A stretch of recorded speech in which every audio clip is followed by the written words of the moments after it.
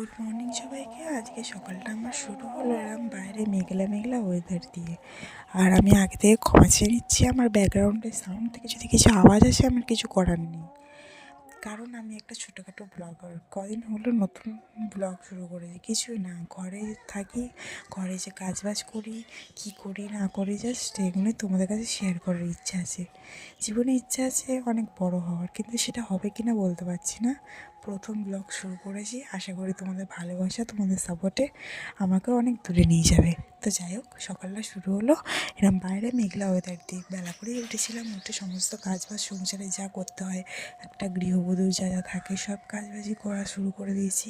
সকালবেলা জামা কাপড় কাচা থেকে শুরু করে থালা বাসন মাজা সব কিছু। তো ঘুম থেকে উঠে এই কাজবাজগুলো করেই আমার সময় পার হয়ে যায়। তারপর থেকে আমার একটা সোনা আছে, সেই সোনাটাকে খাওয়ানো, গুছানো, চান করানো, সব কিছু তো করতে তো হয়ই।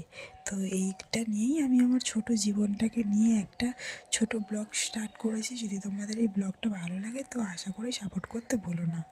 আমাদের এখানে কালকের থেকে কারেন্ট নেই, যার জন্য সাম্বারসেলে জলও নেই, যার জন্য পুকুর থেকে গিয়ে স্নানটা করে আসতে হলো। এসে একটু মুড়ি চানাচুর দিয়ে মেখে আর আমার সোনাকে নিয়ে খেতে বসেছি। তো আজকের ব্লগ এইটুকুনি। টাটা, ফের কালকে নতুন ব্লগ নিয়ে